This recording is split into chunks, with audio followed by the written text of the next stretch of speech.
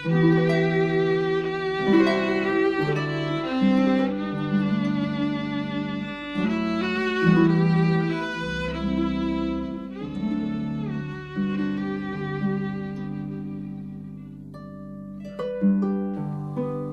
are a common feature in the Irish landscape.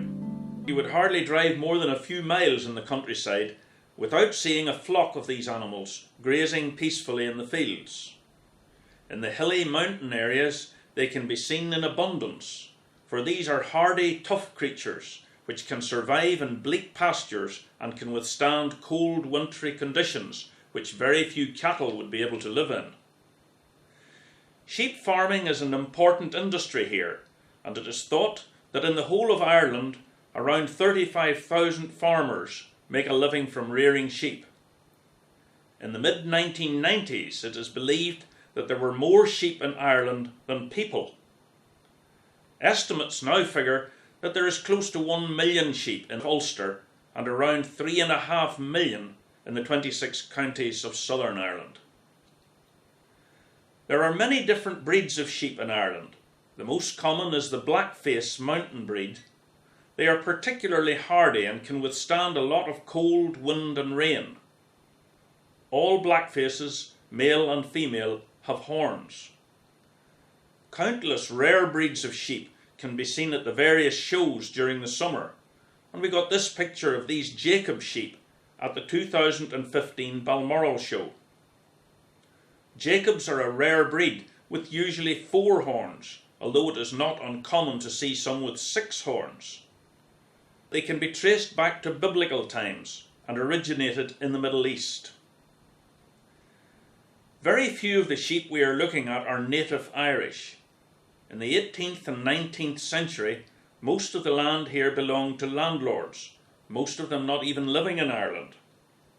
Many landlords brought sheep from England and Scotland, and these breeds became the most popular here. Names like the Scottish Blackface were far more able to adapt to the harsh conditions here. Fergal O'Kane is a sheep farmer whose farm is in Glenullen, about 4 miles from Garva. Fergal has around 300 sheep, and it is his proud boast that his flock is from an old Irish breed. Wicklow Cheviot sheep, as their name would suggest, came from the grassy slopes of the Wicklow Mountains to the south of Dublin. They are generally an upland breed, white and polled, meaning that they have no horns.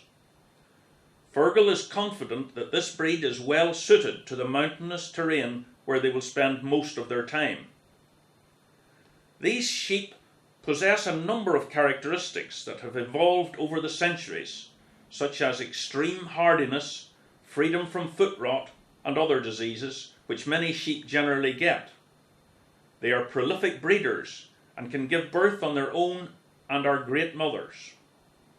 Spring lambs will go to the factory at around 4 months, and at that time can weigh anything up to 50 kilograms. These are intelligent sheep and don't display strong flocking instincts. That is why they are a favourite with dog handlers in shows like One Man and His Dog. Fergal is very proud of his 3-year-old border collie, Ben. He says that this is the most promising dog he has ever had. Ben, at 3, is now just coming into form and will prove useful for his master in this hilly ground. Another characteristic of the Cheviot is that they produce a fine rugged wool. Some would say that it is the most sought after for carpet making and clothing.